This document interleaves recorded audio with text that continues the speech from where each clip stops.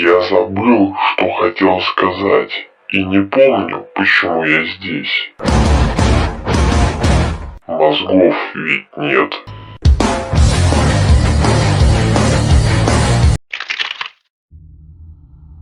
С выходом этого выпуска мы открываем серию описаний по всем типам нежити.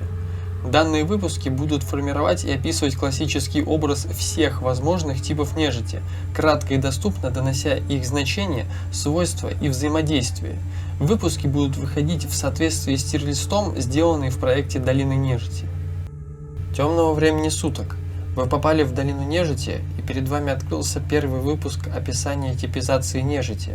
После просмотра и в ожидании последующих частей пишите в комментариях, какой тип нежити хотели бы раскрыть и узнать более подробно. Не забывайте подписаться на канал и на другие ресурсы нашего проекта. Низшая нежить – это искаженное отражение живых существ, лишенная основных атрибутов жизни, таких как эмоции и разум. Она питается энергией живых и поглощает их сущности, обращая их в мертвый образ. Данный тип представляет собой элемент, имеющий пустую оболочку, абсолютно лишенный жизни, но обретающий временные или постоянные умения и способности от своих жертв или погибших существ. Речь пойдет о виде, являющейся ресурсом становления других типов нежити, и ничто не сможет существовать среди восставших без этих типов. Суть пустоты как нежити заключается в ее отсутствии жизни и сознания. Она может быть представлена как сущность, которая заполняет все пространство между материальным и ментальным, или как пустота, которая находится внутри каждого человека, сломленный духом и ожидающий своей смерти. В любом случае, пустота как нежить является символом конца жизни и начала нового этапа в витке явлений между жизнью и смертью. Это простой элемент, гармонирующий между несущественным и беспространственным, но, как ни парадоксально, этот элемент также является фундаментальным началом всего живого и всего мертвого.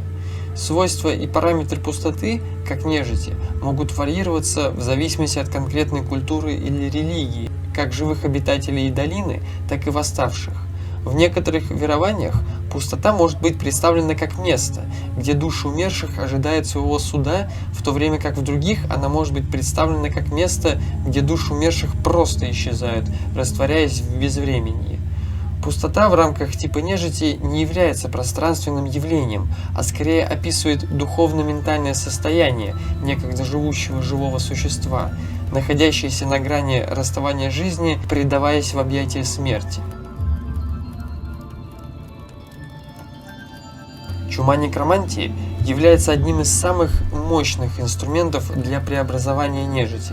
Ее влияние выражается в инфицировании других форм жизни, приводя их к деградации и утрате своего первоначального существа, стремительно обращая живущее состояние в губительное и смертельное, что в дальнейшем способствует трансформации в нежить. Ее механизм преобразования основан на внедрении семян сомнений и мрака в разуме живых, образуя заразу, изменяющий процесс регенерации, замораживая и останавливая общие биологические процессы.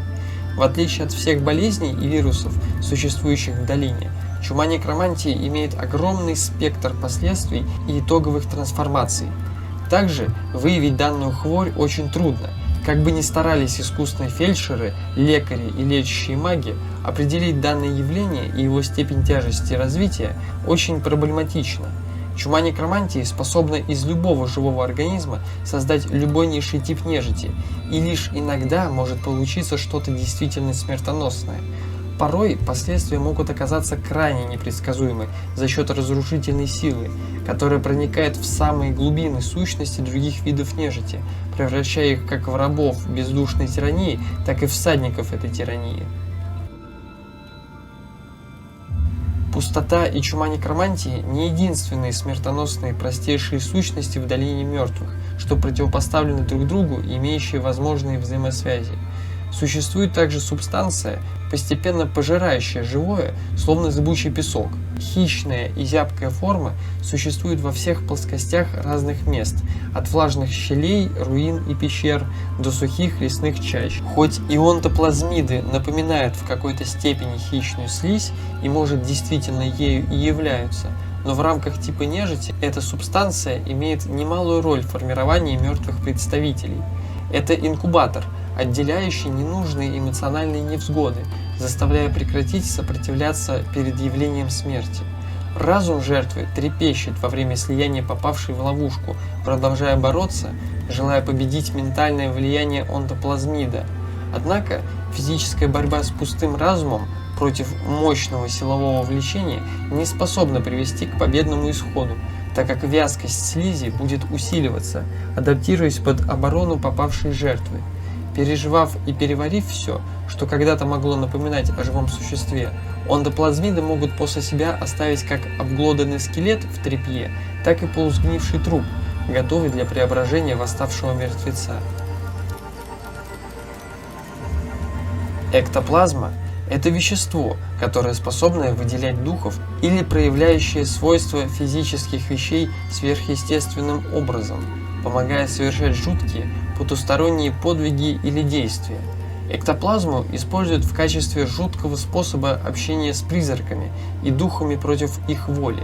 Она не застывает на месте, как безжизненная субстанция, а движется, иногда очень быстро по поверхности тела и принимает различные очертания. Этот сверхъестественный термин определяет последствия действий живых существ, которые так или иначе проявляли свойства, несоизмеримые их физическим возможностям. В контексте паранормальных существ и явлений данное явление представляет собой вязкую магическую субстанцию, которая предположительно извергается из тела в форме духовной энергии при экстериоризации, то есть сконцентрированному высвобождению магической энергии. Субстанция способна особым способом материализоваться в воспоминание или образ, который сформировался в сознании существа.